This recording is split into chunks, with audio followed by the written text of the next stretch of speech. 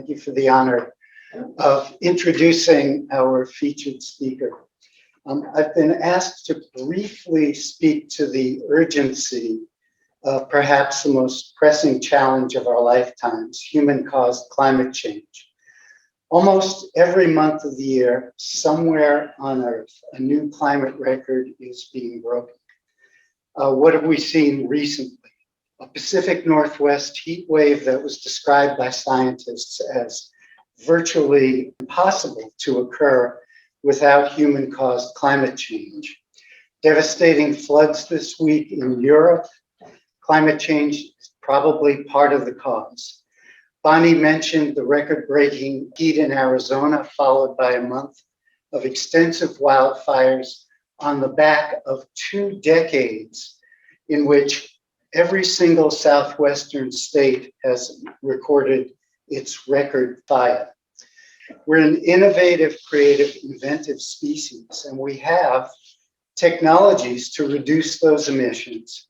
We have strategies for preparing for and reducing potential damages of those extreme weather events.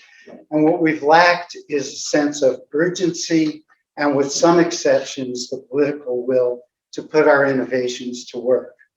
And this is why it's so critical to have events like this and conversations with our families and neighbors about this topic. It's my pleasure to introduce Dr. Michael E. Mann. Dr. Mann is one of the most important climate scientists on Earth. He's the author of hundreds of scientific papers and multiple books on climate change, including his latest, The New Climate War, The Fight to Take Back Our Planet. Among the numerous awards Dr. Mann has received, I'll just mention a few. He was recently elected to the National Academy of Sciences. He was named by Bloomberg News as one of the 50 most influential people. He was named by Scientific American as one of the 50 leading visionaries in science and technology. Dr. Michael Mann. Thanks so much, Greg, for the kind words and for your own work and your own outreach. It's great to be here with you virtually today. I'm sorry I can't be there physically. I would like to talk about this defining challenge that we face and that folks in Arizona are seeing now directly, the impacts of climate change. So I'm going to talk about what I call the new climate wars, the challenges that we face today as the impacts of climate change become obvious to the person on the street and the forces of climate inaction can no longer claim credibly that climate change isn't happening. They have shifted to a new array of tactics in their effort to prevent us from taking the actions necessary to wean ourselves off of fossil fuels. First, I want to talk a little bit about the projections that were made a half century ago, because what's happening now was predicted more than 50 years ago. And I'm not going to talk about the predictions from the Intergovernmental Panel on Climate Change or some of the other agencies, scientific groups that Greg or I or Malcolm Hughes are part of. I'm going to talk about projections that were made back in the early 1980s by Exxonmobil, by a team of scientists from the world's largest publicly traded fossil fuel company, Exxonmobil, where they successfully predicted the warming that we would see by now, back in 1982, under the assumption that we continue to burn fossil fuels for energy. They predicted what the rise in carbon dioxide concentrations would be and what the warming of the planet would be remarkably well. So they knew what was coming. And in fact, they referred to the impacts of this warming as potentially catastrophic. Those aren't the words of Al Gore. They're not the words of the Intergovernmental Panel on Climate Change. Those are the words of ExxonMobil's own scientists in the early 1980s. But what did they do? Did they come forward and engage us policymakers? Did they engage the larger community in talking about what we could do to avert this crisis? No. They doubled down in a campaign to deny the threat of climate change, the reality of climate change. They spent tens of millions of dollars attacking climate scientists like myself trying to undermine public confidence in the science of climate change. And as a result of decades of inaction, due in large part to the efforts by Exxonmobil and other fossil fuel companies to prevent action, we have a much greater challenge on our hands now. If we had acted back a couple decades ago when we already knew we had a problem, as you can see, we could have avoided a dangerous warming of 1.5 degrees Celsius, nearly 3 degrees Fahrenheit, which we're coming close to now. And if we look at the impacts that amount of warming would have, that has led climate scientists to sort of define 1.5 degrees Celsius warming as sort of a level of truly catastrophic warming of the planet. We're getting very close. If we had acted a couple decades ago, we could have brought our carbon emissions down pretty gently, as you can see here, and still avoided warming more than that amount. But what decades of inaction have bought us is a much steeper trip down this slope. If you're a skier, we've gone from a bunny slope to a black double diamond slope. That's what we need to do now if we are to avert warming of 1.5 degrees Celsius. And the impacts, as we've already heard here today, they're not subtle anymore. Every summer, we see new record-breaking temperatures around the world in the US and Europe, unprecedented heat waves. Last year, we set the record for the warmest temperature ever reliably measured on this planet, not far from where you are, in Death Valley, California. To be precise, it wasn't 130 degrees, it was 129.9 degrees Fahrenheit. And that was the highest reliably measured temperature on record. That was last year. We just beat that record.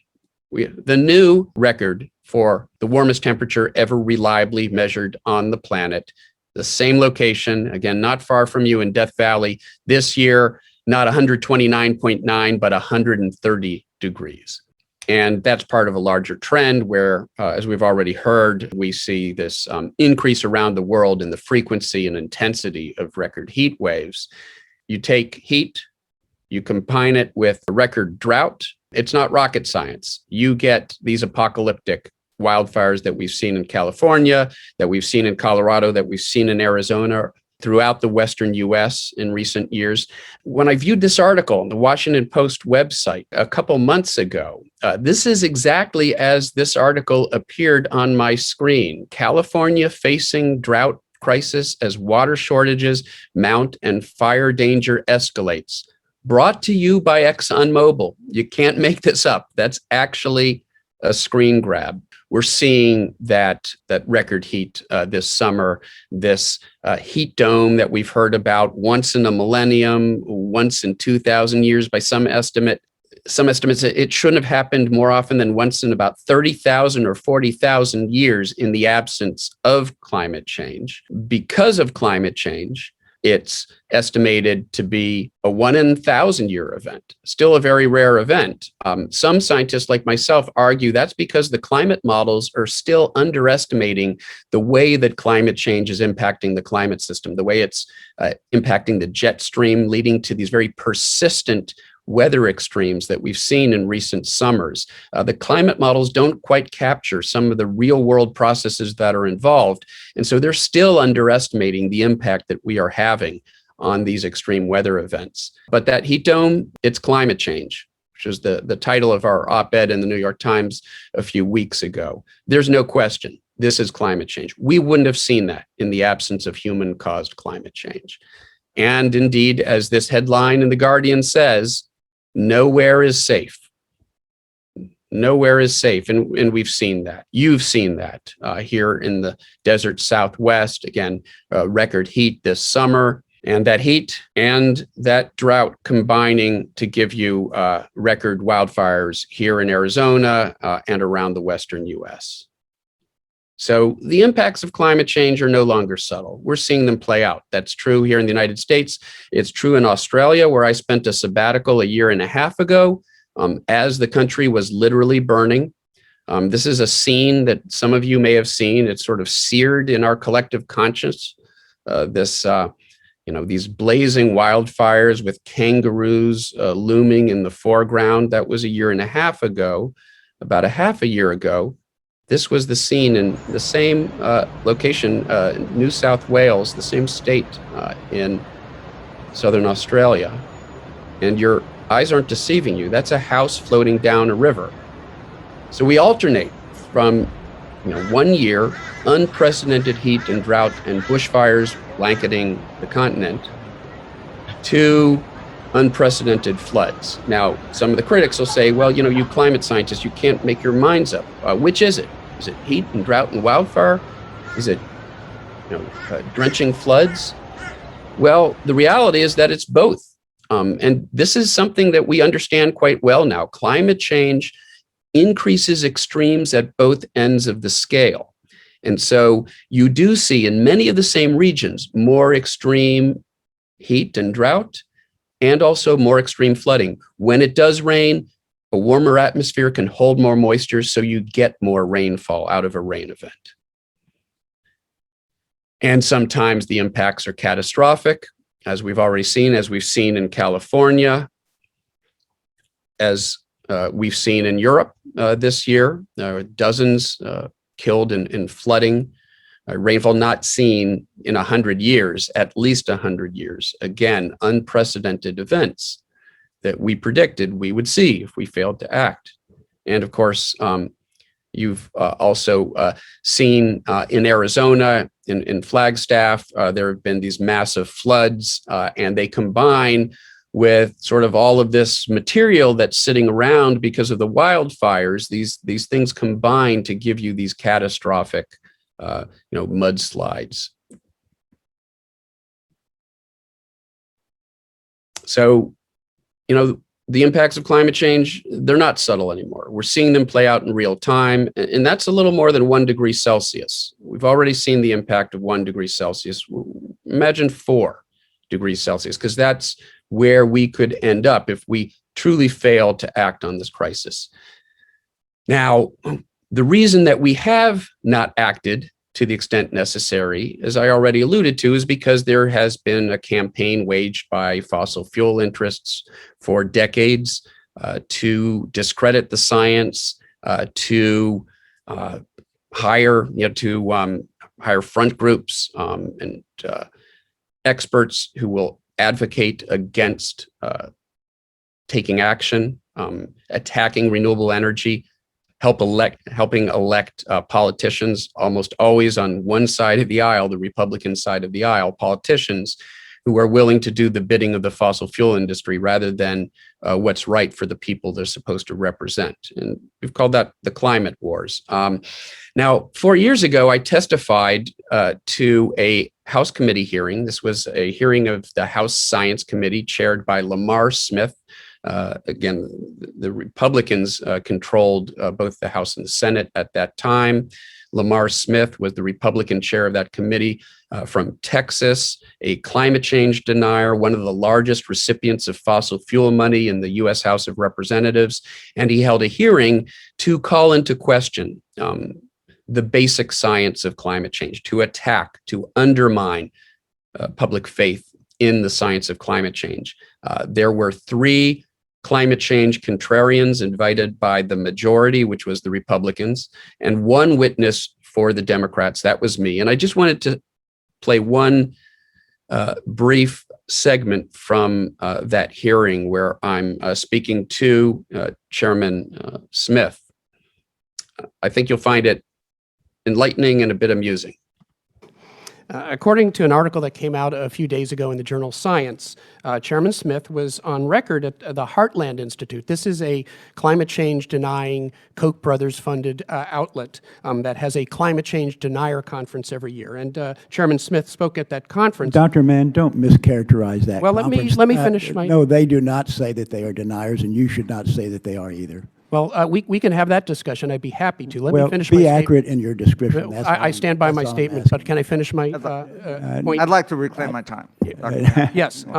So he indicated at this conference that he, according to Science, and I'm quoting from them, he sees his role on this committee as a tool to advance his political agenda rather than a forum to examine important issues facing the U.S. research community. As a scientist, I find that deeply disturbing. Dr. Mann, who said that?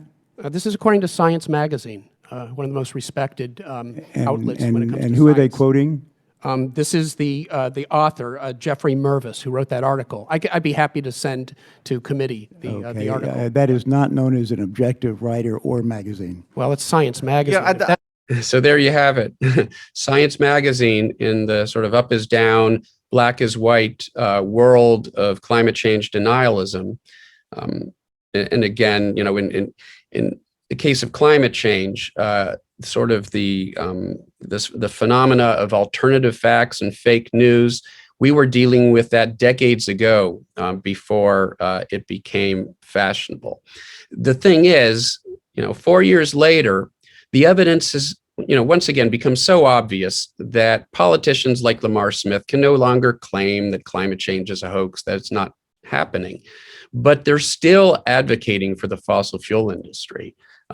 They're still doing everything they can to prevent us from moving away from fossil fuels towards renewable energy. And so that's what the new climate war is about. It's about the tactics that they're now using. Soft denial, well, we're not denying that climate change is happening. We just don't think it's nearly as bad as those scientists are saying. And there are individuals like Bjorn Lomborg, who brandishes a Greenpeace t-shirt to convince you that he cares about the environment, but in fact is just peddling pseudoscience and anti-science and downplaying the impacts of climate change in books, in op-eds that are published in right-leaning newspapers like the Wall Street Journal. There's a whole sort of coterie now of individuals who act as promoters of this sort of soft denialism. Yeah, climate change, we accept the science. Don't call us climate change deniers. We accept the science. But, the impacts aren't going to be a problem. We can just adapt to them. The latest in this seemingly endless sort of procession of contrarian authors who garner attention in the right-wing media. Steve Koonin, who describes himself as a former Obama administration scientist, and that's not true.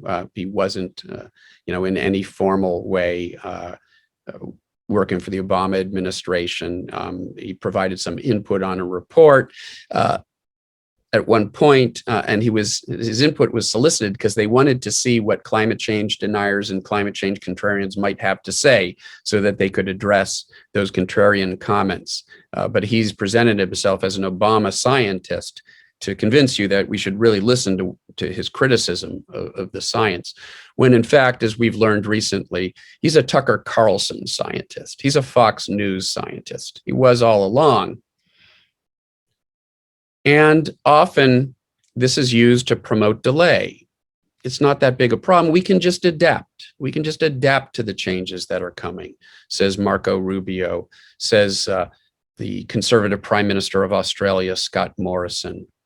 Or we can engage in geoengineering. We can shoot particles into the stratosphere, sulfur particles, to block some of the incoming sunlight to try to cool the planet back down. Or we can dump iron into the ocean. We can engage in these unprecedented global interventions with a system that we don't understand perfectly, in the hope that we might magically somehow offset the warming effect of increased carbon pollution. And this is very popular with people like Rex Tillerson, the former CEO of Exxonmobil and Donald Trump's first Secretary of State. Bill Gates is a big advocate of geoengineering because he downplays the role that renewable energy can play, that existing renewable energy can play. And this is a recurring theme. You have folks who will try to convince us we're going to need to use geoengineering. We're going to need to use massive carbon capture, untested new nuclear energy technology. And they advocate for these very risky options because they downplay the role that renewable energy can play now. And in fact, the academic literature is very clear on this. We have the technology now to solve this problem, to decarbonize our economy using existing renewable energy. We don't need to appeal to these fairly dangerous options. The right path forward on climate change is to deploy renewable energy now, to decarbonize our economy now, and to put in place policies that will incentivize that shift.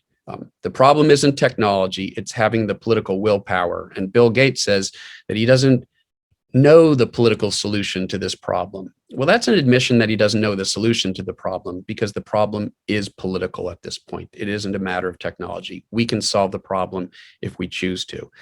You see deflection, and you'll note some alliteration here. We've got denial, we've got deflection, this series of words that begin with D that describe the different tactics in the new climate war. Deflection, just like the beverage industry decades ago, if you remember the famous Crying Indian ad, as it was called. I grew up watching this ad. I remember it when it was playing. And we thought it was this empowering ad convincing us that we could clean up the pollution if we would just turn our attention to being better stewards of the environment. It turns out it was actually a PR campaign. People start pollution, people can stop it. It was a PR campaign by the beverage industry, by Coca-Cola and the beverage industry, to convince us that we didn't need bottle bills. We didn't need systemic policies that would solve the problem at a systemic level. It would hurt their bottom line. It would hurt their profits. So they wanted to convince us we didn't need bottle bills. We didn't need, systemic solutions to the problem. We just needed individuals to pick up their bottle and can waste. And as a result of the very successful nature of their deflection campaign, very few states today, only 13 blue states, 13 fairly deep blue states have a bottle bill. There's no national bottle bill.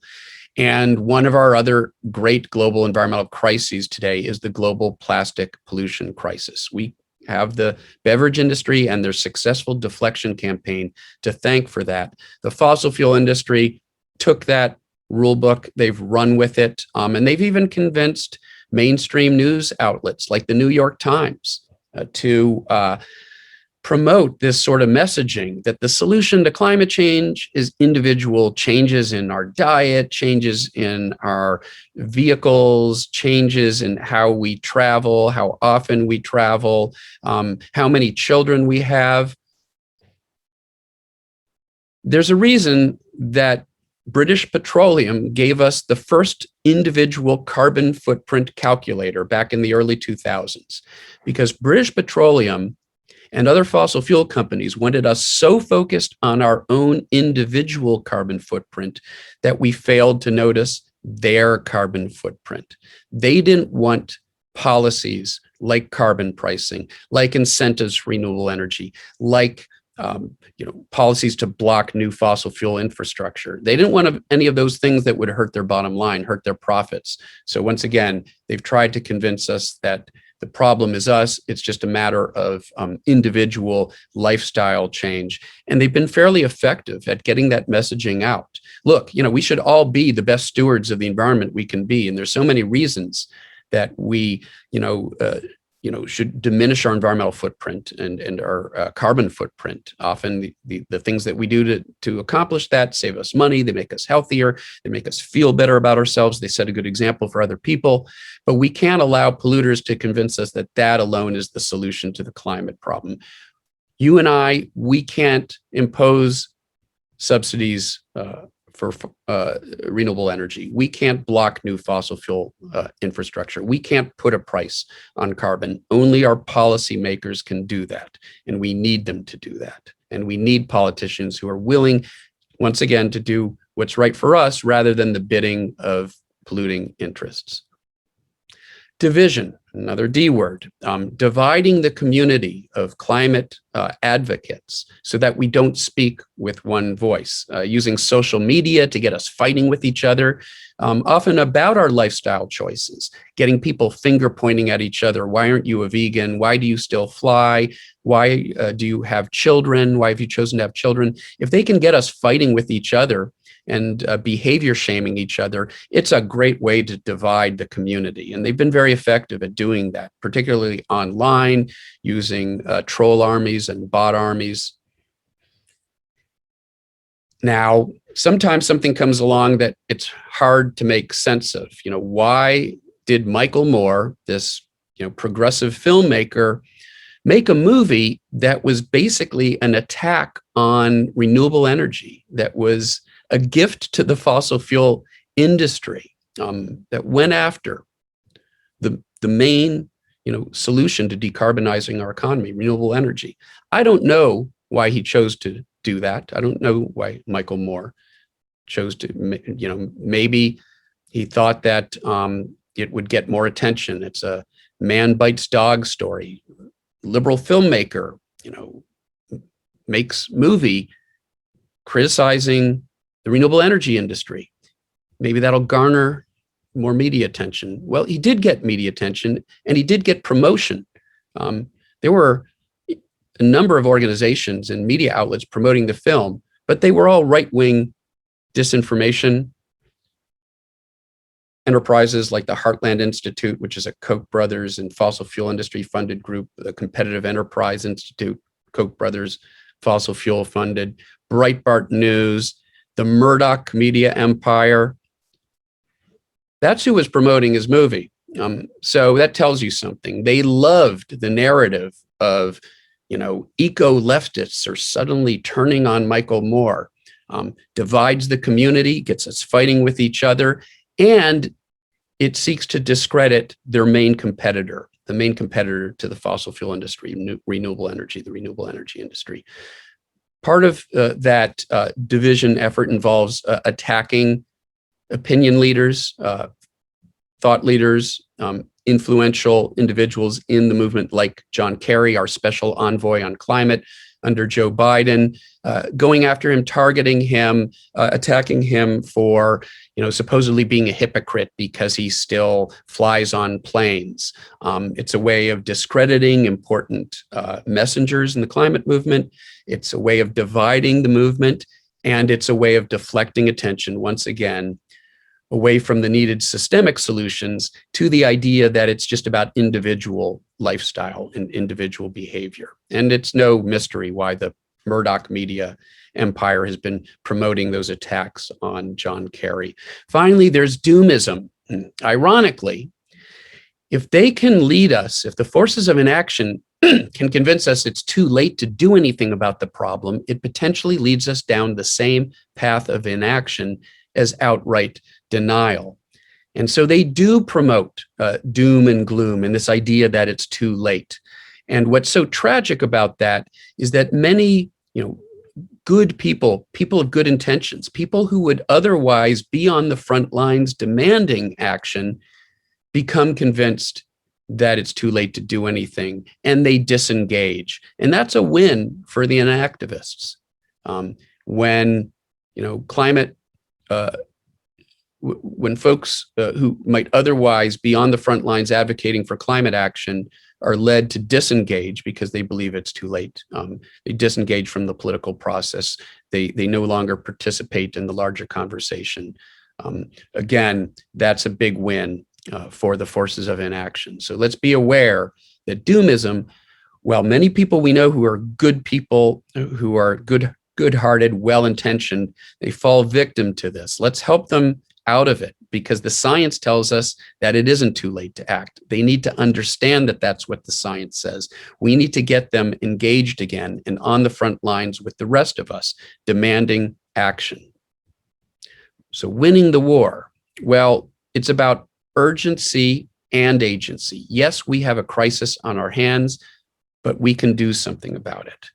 Yeah, the climate crisis is more deadly than the COVID-19 crisis. While understandably a lot of focus is on the coronavirus crisis, this global health crisis, we will get past it. A year or two down the road, it will largely be in our rearview mirrors, and yet the climate crisis will still be there. And the climate crisis is already more deadly than the coronavirus crisis. And it will be far more deadly. Far more lives will be lost.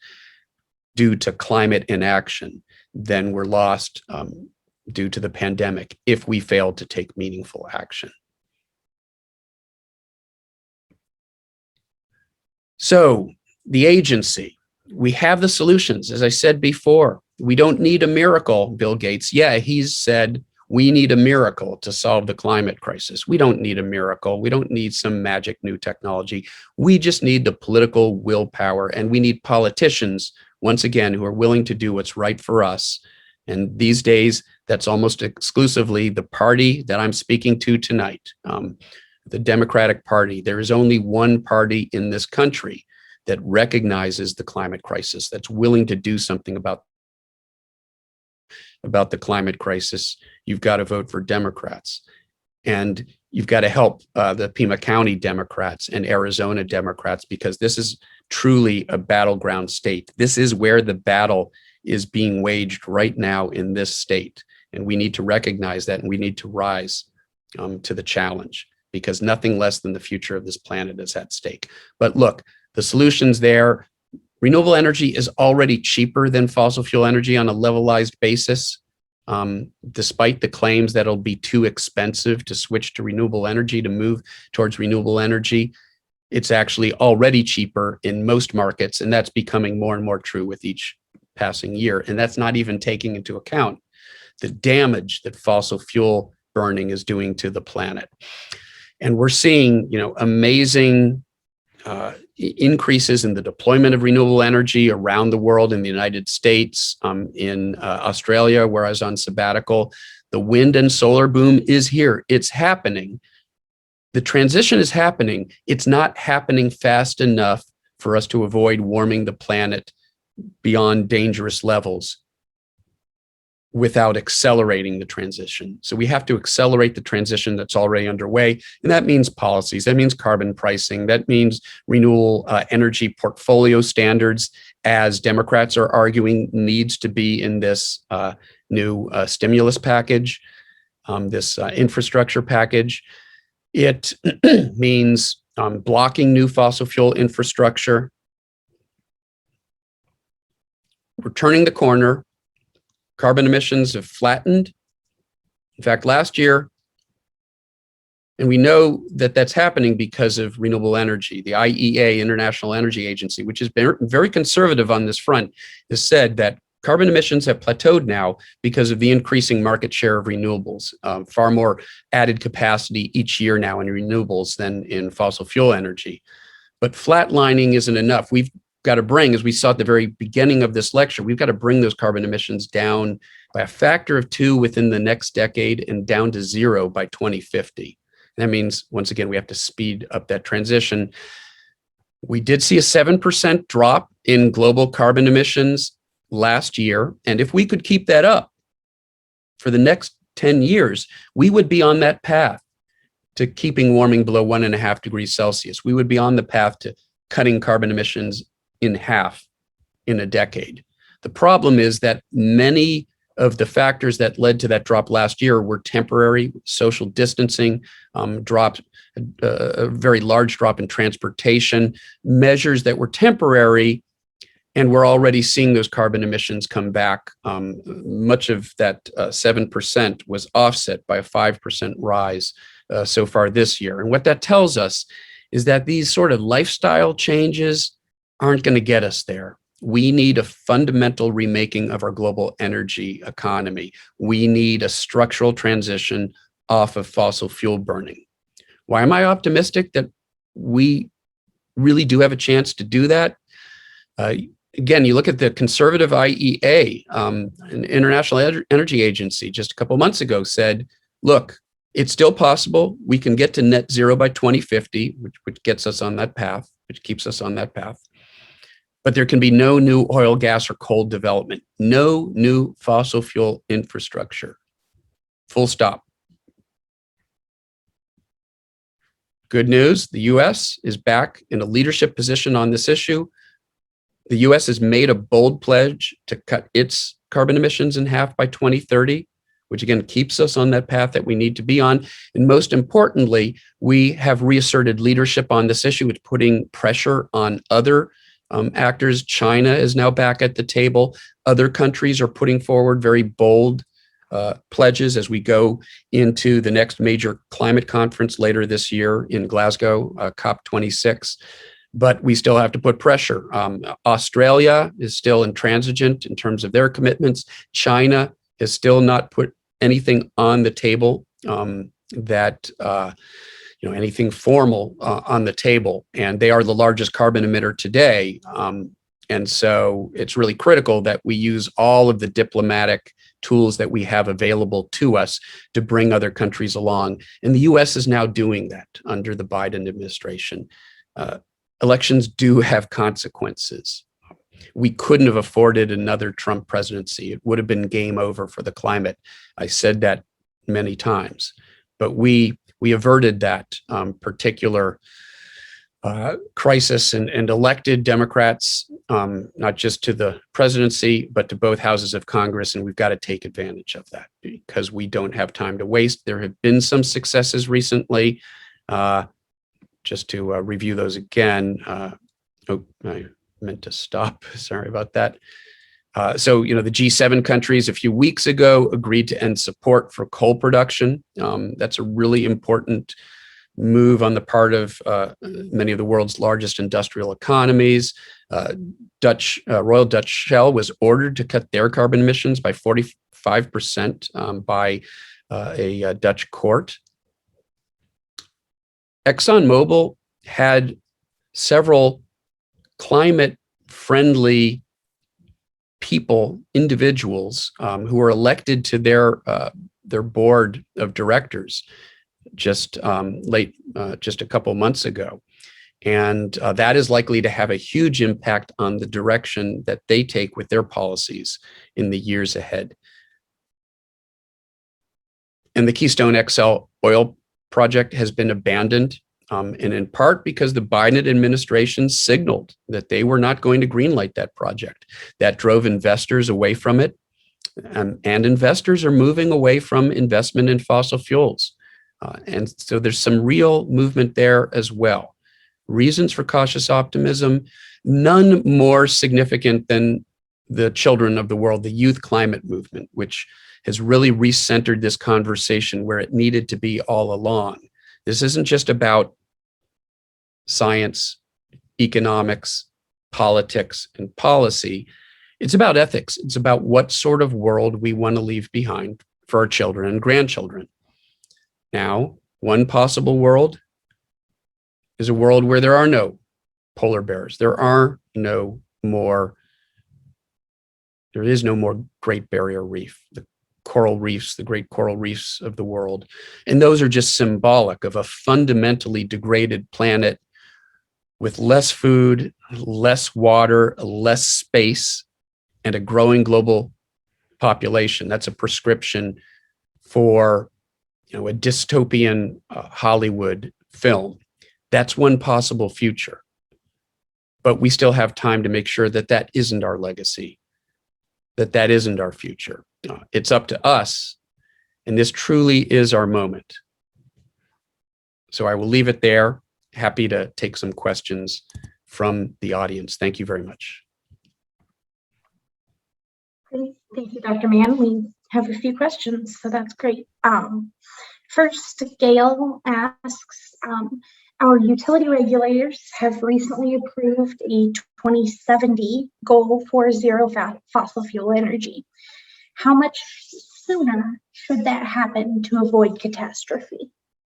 Yeah, so, and I heard the commissioner talk about that. Commissioner Kennedy, I appreciated her comments on that earlier, and I understand that there's some real politic here. You have to get what you can, and sometimes, in red and purple states, where it's still a challenge to get the sorts of policies passed that we would like to.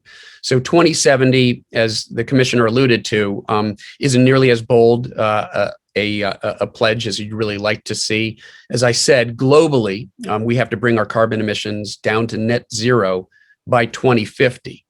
And so if Arizona is saying, well, we're going to do it at 2070, well, then they're not quite keeping up their end of the bargain. But understand, again, there's some real politics. We have to get what we can right now. And this is why we're all here, because you get the policies that you get when you elect the politicians that you elect. And if we want to see more political will to take bolder action here in Australia and elsewhere, we clearly need to elect more Democrats. And so it really drives home the point that, to get the policies we need politicians who are willing to do what's right by us, rather than just being those politicians who are a rubber stamp for the fossil fuel industry. So 2070, we need to do better than that. We need to do better than that as a country. And the US's pledge as a country is to get emissions down to net zero by 2050. But it's great that we've seen some movement in Arizona. Let's elect more Democrats so we can get more movement. Great, thank you. Katie asks, do you believe a national grid can successfully move solar power from massive solar farms to the users, or will we need to rely primarily on local and individual solar panel arrangements? That's a great question. And here I'm proud to say that I am an all of the above advocate. And when I say all of the above, I don't mean coal and oil and fossil fuels along with renewable energy. I mean all of the ways that we can deploy renewable energy and clean energy. And in some cases, smart grids are going to be part of the solution, and large-scale grids, smart large-scale grids that can balance the load from different sources of renewable energy, because the sun isn't always shining. The wind, as we all know, isn't always blowing. We need, improved battery technology and energy storage technology. And so there's a wonderful plan. It's called the Climate Solutions Plan. It's been developed by folks at Stanford University, Mark Jacobson. And there's a plan for every state, including Arizona, that sort of details, based on the particular mix of options you have, geothermal, solar, wind, particular pathways to reaching 80% renewable energy by 2030 and 100% renewable energy by 2050. And in some cases, it's going to be sort of a distributed, individual, small-scale solar farms, rooftop solar.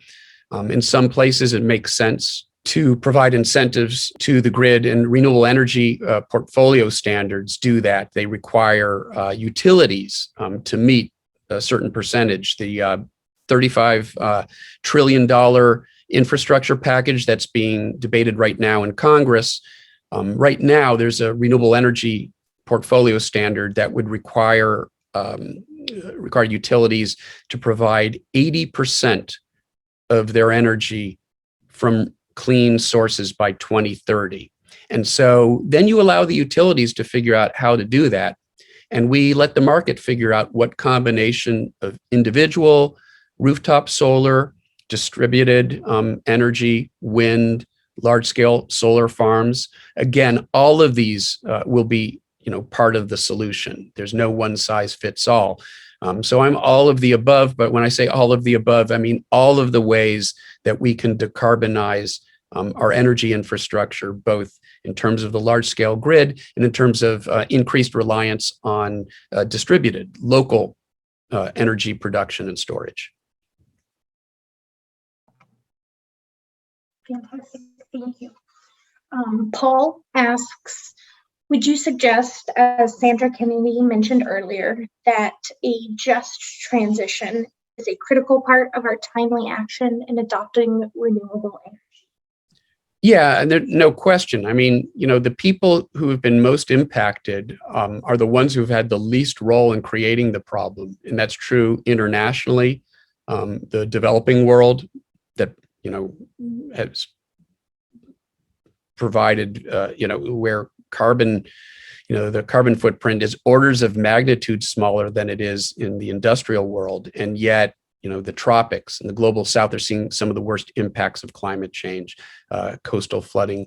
They have the least resilience because there's the least wealth and the least infrastructure to insulate themselves from the damaging impacts of climate change. We've seen, just this last week, devastating floods through the streets of Europe that have decimated villages and that have, killed a large number of people. Nearly 1,000 people, I think, still lost in those floods who haven't yet been recovered. And that's in some of the most, technologically advanced countries in the world. So you can imagine what it's like for a small village in rural, parts of Africa where they don't have that infrastructure, and they're even more vulnerable to these increased weather disasters. So there's a huge issue of sort of equity and justice, climate justice. And that's true at the international level. It's true in the intergenerational sense, as I alluded to. Those who had the least role, future generations who had no role in creating this problem, are the ones who are going to see the worst impacts. Our children, who, at this point, they can't even vote, and yet they see that their future is threatened by the actions that we are or are not taking today. And then finally, you look at the communities in the United States, in many cases, fossil fuel energy, coal burning power plants are often in low income areas. And so the people there suffer the air quality and the water quality degradation from our reliance on dirty fossil fuel energy, coal, natural gas.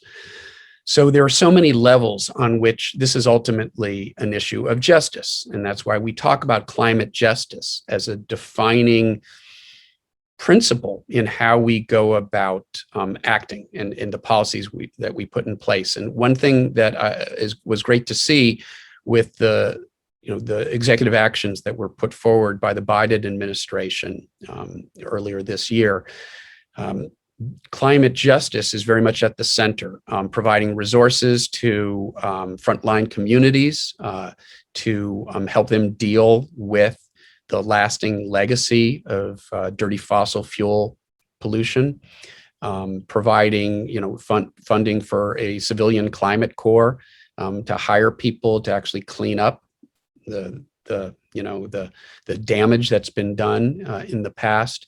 And I think something like a guarantee that 45%, I think, of the funding that this administration wants to provide in their green energy stimulus is going to be directed towards frontline communities. And so, yes, climate justice is a critical component of the solution, and it's good to see that it really is being taken into account by this administration. Again, if you care about this problem, if you care about climate justice, there is only one party that has any interest in your concerns, and that is the Democratic Party.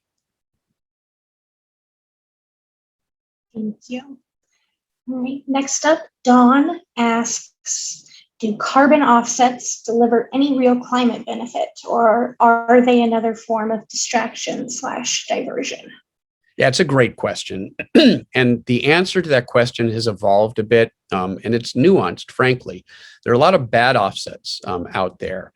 You buy an offset, it's really cheap. Hey, it only cost me this to offset my carbon emissions from this flight. Well, who is that airline, contracting out to? Is it a legitimate operation? Is it,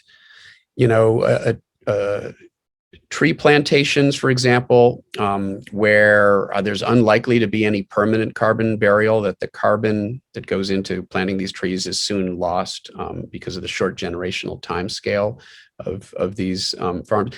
Is this real long-term carbon burial? Are we talking about, old growth forests?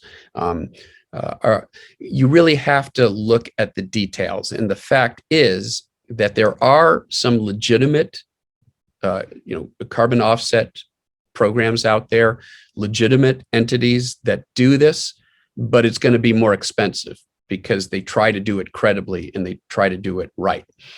That having been said, it's really a last resort. We'd much rather not burn the carbon and put the pollution into the atmosphere than have to offset it, because offsets are always going to be uncertain and imperfect.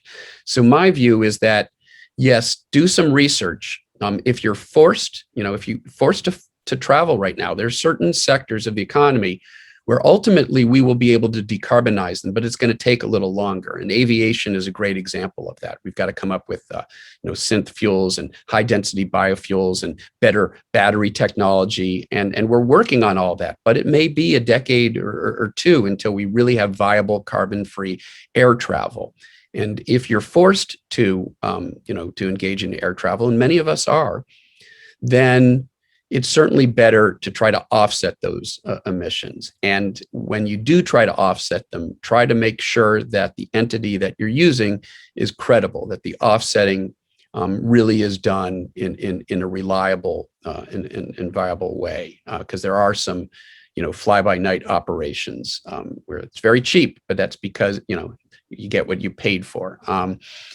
But there are other sectors, cement production. There's some hard to decarbonize sectors of the economy. And there, I think that offsets are going to be important, at least in the near term. So we shouldn't write them off. We shouldn't take them off the table, but we should understand that it's always better to not burn the carbon in the first place, if that's a possible option for you. Thank you. Gail has another question, asking what part do insurers and reinsurers play in pressuring companies to do better? Well, they play a really important role. The reinsurance industry really, for a while, it's sort of been a battle of the titans, because the fossil fuel industry, of course, has done everything they can to block meaningful climate action. But the reinsurance industry understands that climate change is hurting their bottom line. They're paying out larger and larger premiums, with increased coastal damage. The reinsurance, they're the ones who insure the insurers. So they're the ones who really lose out when there is a devastating, hurricane that, and in fact, over the last several years, there have been more than a dozen $1 billion or greater extreme weather disasters in the United States that have certainly been substantially worsened by climate change. And so there's this huge cost. The reinsurance industry, and to an extent, the insurance industry has had to pay that cost. And so they've been a real ally, frankly, as increasingly are some of the investment firms. In the world of finance, there's an increasing recognition that fossil fuel companies are a bad long-term investment because we're going to have to leave their main assets stranded. They're going to have to leave most of the carbon in the ground. If you believe that we're going to take action, and the smart money is on us taking meaningful action over the next decade, then fossil fuels are now a bad investment. And we're seeing investors and major investment banks, we're seeing the finance community start to pull out. There's another component here, which is that, if you are, for example, there are fiduciary funds, retirement funds, et cetera, where the investor has a real obligation to not hurt the interests of their client. And if you're destroying the world, if your actions, if the actions of an industry is really fundamentally degrading the quality of our life and threatening future generations, you're not doing right by your client, and it's not consistent with fiduciary responsibility.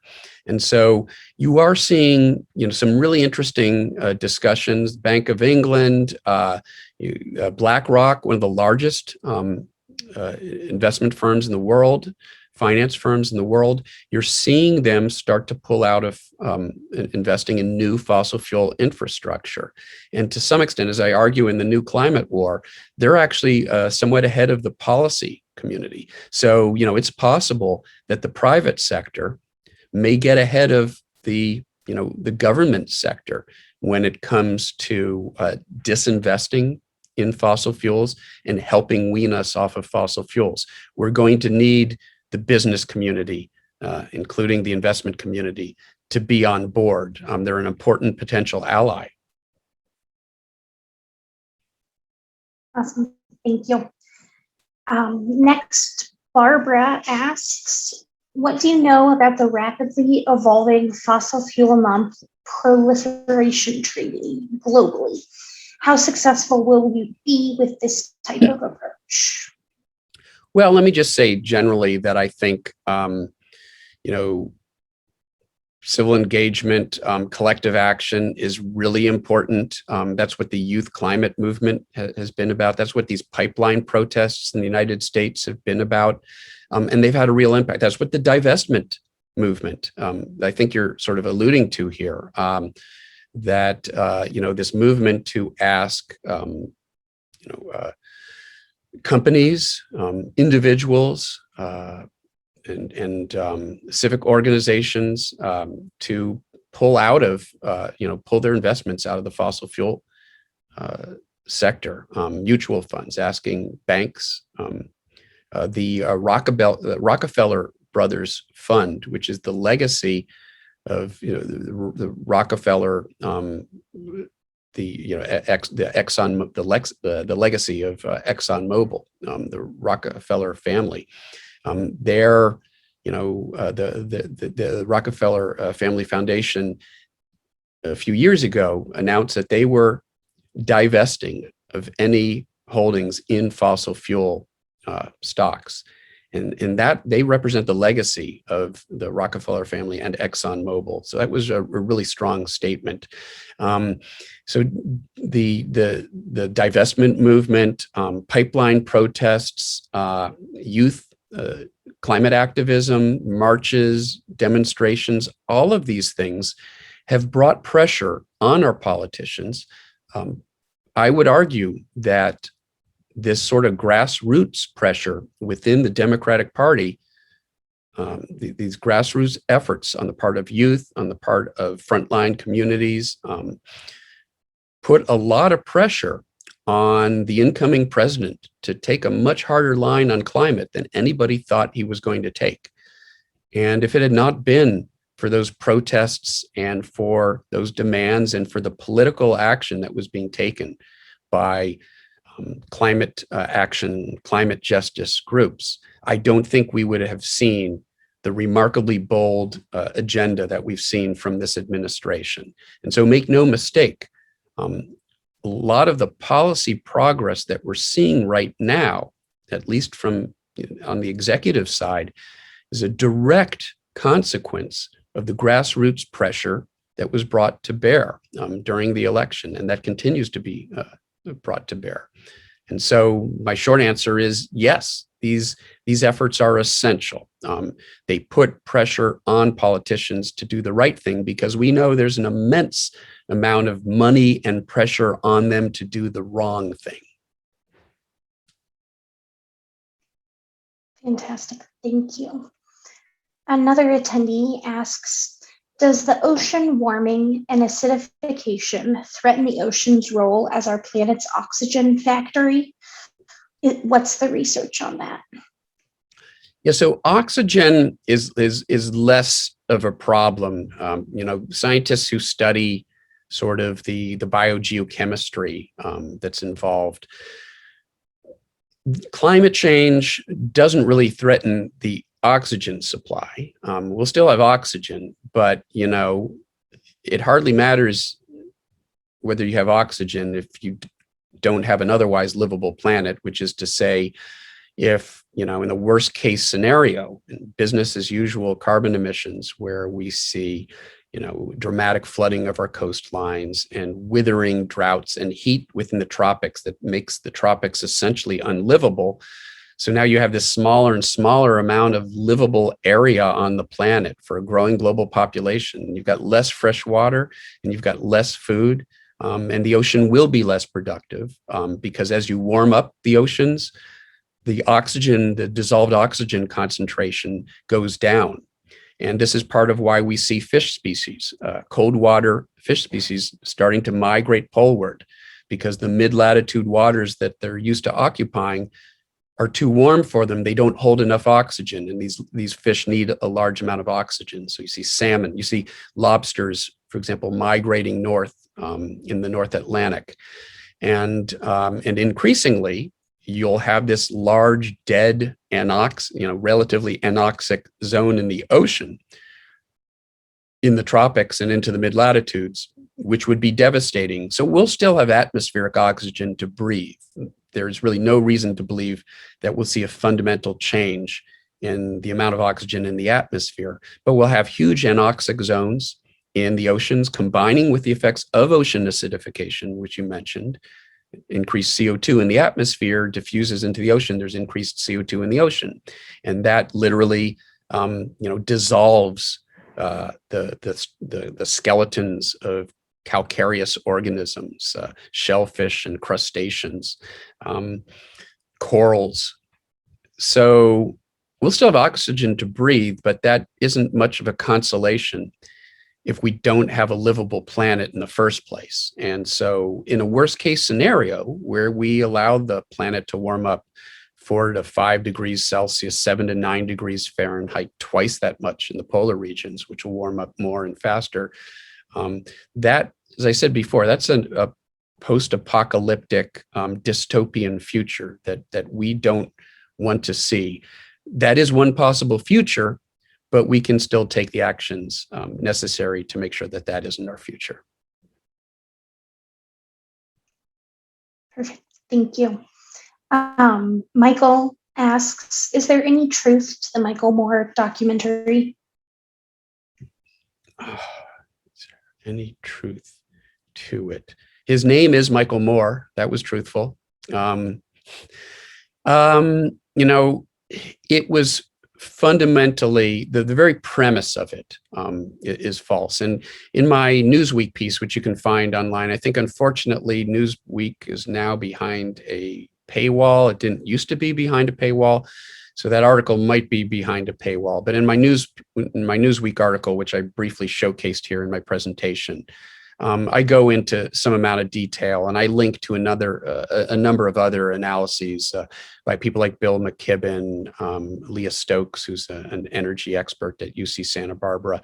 There were a large number of pieces written by people who are really informed about sort of issues of energy economics and environmental sustainability. And here is the element, without being glib.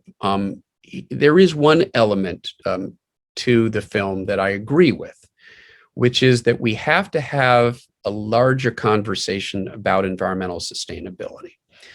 The climate crisis, this is something where we have to act now or it will be too late to avert catastrophic impacts. And that means decarbonizing our economy. And realistically, we're going to need options to replace fossil fuel energy. And that's renewable energy right now.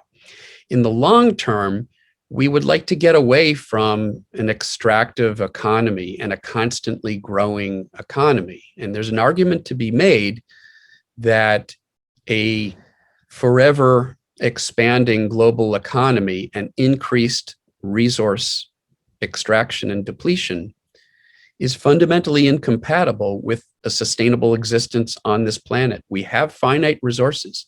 We can't have larger and larger numbers of people extracting more and more resources. And that's really important because sometimes this is diverted to conversations about population. And yeah, population is part of it.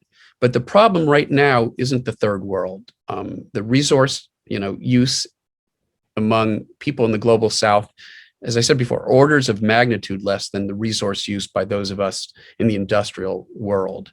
And so what we can't have is larger and larger industrial economies using more and more resources. It's a truism. It's obvious that that is incompatible ultimately with a sustainable existence on this planet. And so I do think that we have to have that larger conversation. We do have to have a conversation about how we move away from a global, extractive, resource-driven economy. And that means we can't produce an infinite number of solar panels and wind turbines. In the end, we've got to find a way to live sustainably on this planet. And that would be the one message where I do think the movie has a point. But the movie's quite disingenuous in the way that it misrepresents where we are right now with renewable energy, and the way that it tries to imply a sort of a false equivalence that somehow renewable energy does as much damage to the planet as fossil fuel energy by any reasonable metric. And I go through it in my article, and other people who wrote about this do as well. The environmental impact of renewable energy is orders of magnitude smaller than the environmental impact of fossil fuel energy.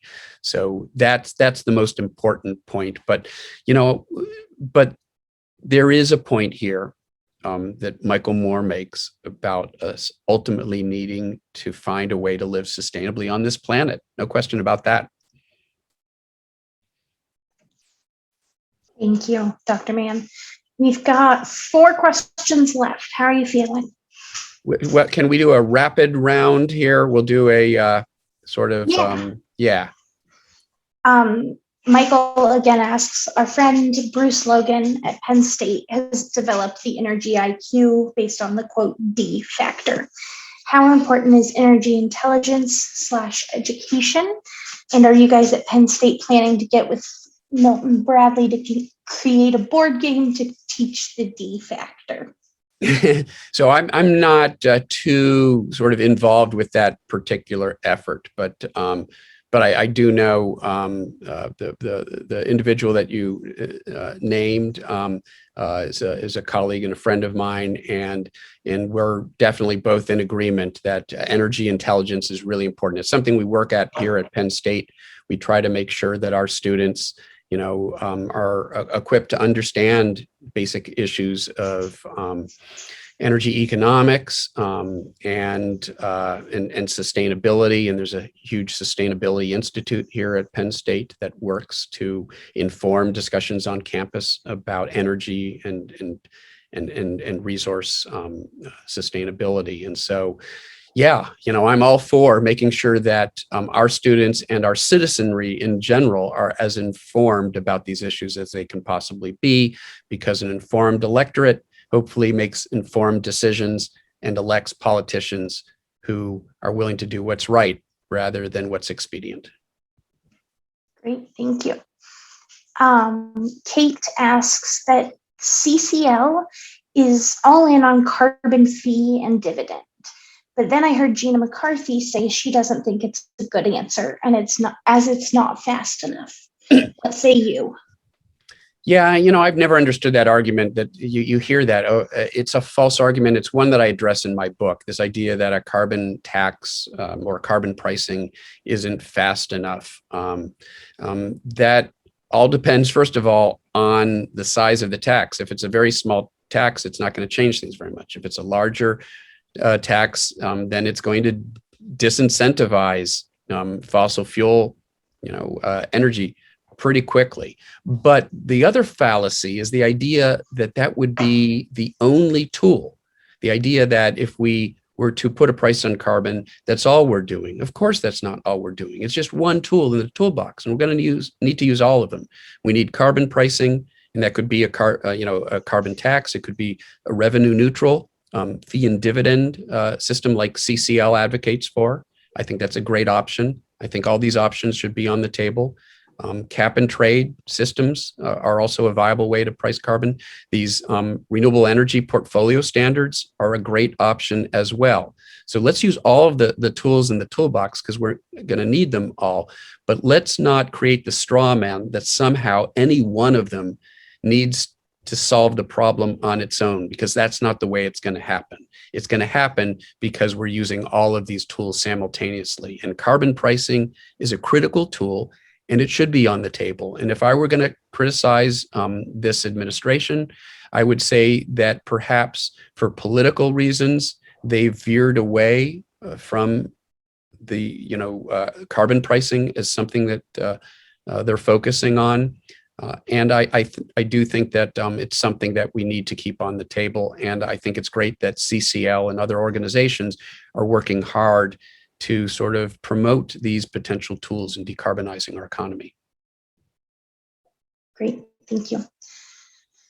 What do we do about countries like India, who are moving in opposite directions and meeting energy demands of their expanding economy by building hundreds of coal-fired power plants.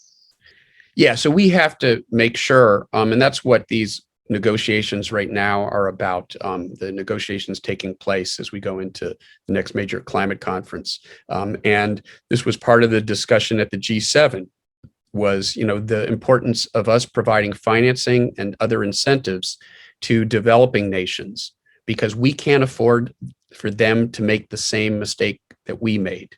We relied on dirty fossil fuel energy for 2 centuries, and we created this massive problem. We can't afford for them to go through that stage. We need to make sure that it is, that what is, that the option, that what is best for us as a planet is also the option that is best for them. We have to make sure that there are incentives for them to leapfrog past the fossil fuel stage. It's sort of like, if you're, kids today don't learn how to use an abacus. We don't say you need to use an abacus and then a slide rule and then a 1970s calculator. And then eventually, if you do all that, we'll let you use a computer. No, we leapfrog to the technology that exists today because it's so much more efficient. It's so much better. We need to make sure that the developing world does the same thing, because renewable energy technology, clean energy technology is a much better option. It can be distributed. It doesn't require a huge, very vulnerable energy grid like fossil fuel energy does. There's so many reasons for these developing economies to leapfrog past that stage directly to renewable energy. But we have to make it advantageous for them to do that, because it's tempting for them to use cheap, dirty fossil fuel energy to grow their economy like we did ours. We need to make sure that there are incentives for them to use better options. And that's what, one of the main discussions was at the G7 summit a few weeks ago, was the major industrial economies of the world. It's in our best interest to make sure that it is in their best interest to skip past the fossil fuel stage. Thank you. All right, we've got, I think, one more here, but I also heard we might have some questions live in the room there at headquarters. So I wanted to give anyone there the opportunity to ask a question before we've wrapped up, maybe with the last one or two here. Whoever wants to ask a question, if you could stand up and come over here and speak towards this direction. Anyone? Just kind of got mine. Okay. Oh, he already got yours? Basically with the India one, mine was about China. Okay. Actually, I do have. Okay. One. Come hither. Come Okay. hither. In front of the thing to speak into it? Yes. Yeah, between the flag and the ladder. Yeah, There we go. Okay. There you go. All right. Hi, Dr. Mann. Hello. My question is related to looking at conservative politics globally. Do you see, there's a recent report saying that the numbers among Republicans in the United States, younger Republicans, were starting to move away from traditional anti-climate change, climate change law. Obviously, the Republican Party is not going to come and embrace climate change as a significant issue like we have. Do you see a probable path on the international stage for what the Republican Party could look like? So, for example, a country where the Conservative Party maybe 20 years ago looks like what the Conservative Party in this country does now.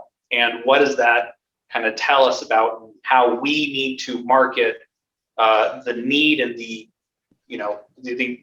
absolute need to do stuff, to take actions like what you just said for the last hour and a half, to make those changes now?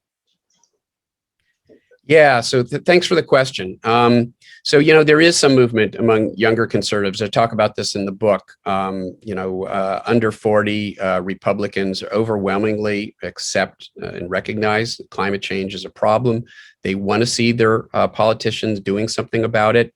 So the writing is sort of on the wall in a sense for Republicans. They can't continue to deny the climate crisis and get people to vote for them. But that those sort of demographic changes play out over a decade or more. And we need action now, right? We need to make sure that Republicans aren't able to block climate policies right now, because we've got to bring carbon emissions down by a factor of 2, as I said before, within the next decade. And so we can't wait for these sort of generational shifts to take hold, which means that to some extent, Democrats may have to go it alone in the near term. And that's probably what we're looking at with this reconciliation package, where, the part that's going to pass with a bipartisan coalition isn't going to have any climate measures in it.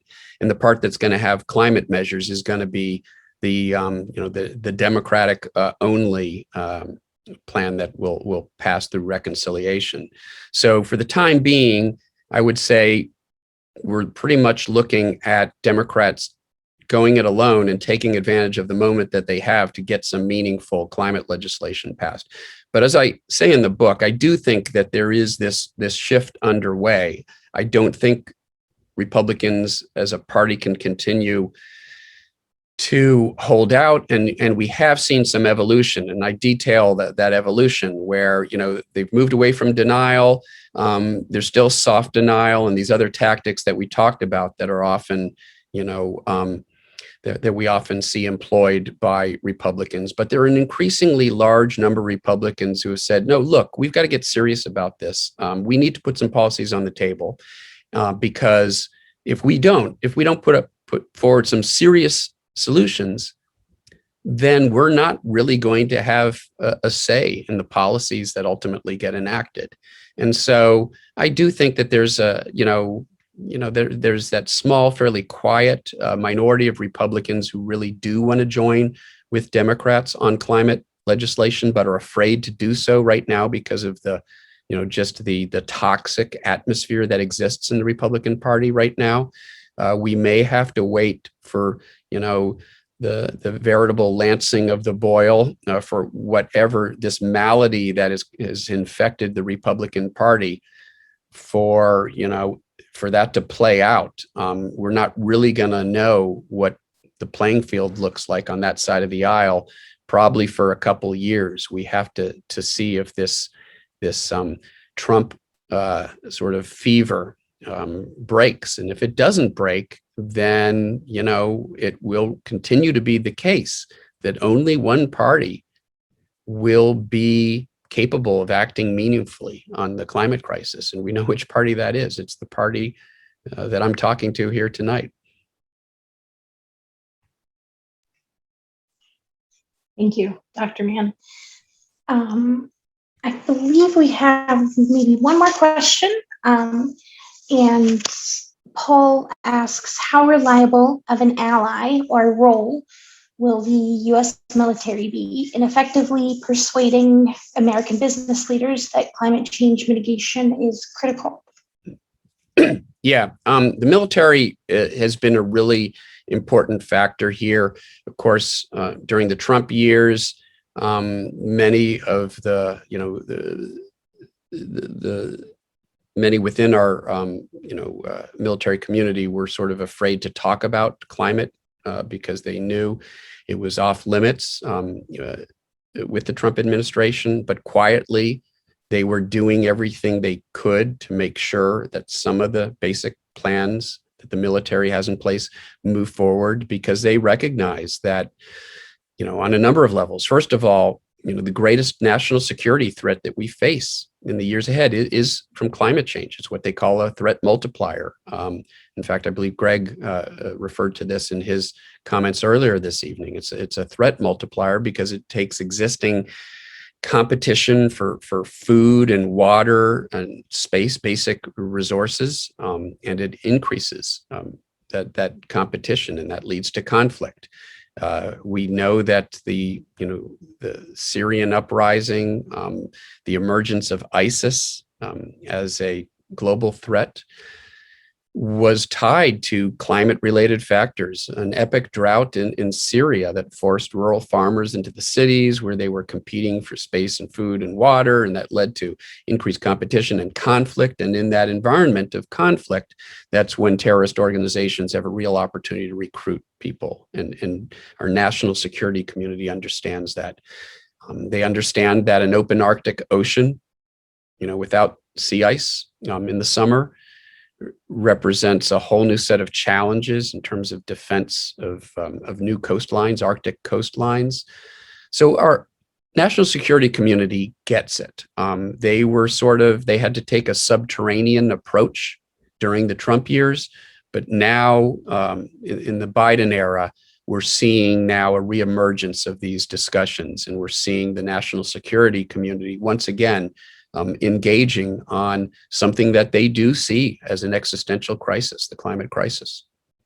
Thank you so much, Dr. Mann. It was both frightening and hopeful at the same time, but very, very interesting. Thank you so much. And I would also like to thank our Commissioner Sandra Kennedy. Thank you so much for your time, and Dr. Greg Garfin for introducing Dr. Mann. Thank you. Thank you, everyone. I'd also like to thank our sponsors again: Arizona List, Alice and Bill Rowe, Rex Scott, Kevin Dahl, Dr. Randy Fries, Democrats of Greater Tucson, and Dr. Richard Boyer.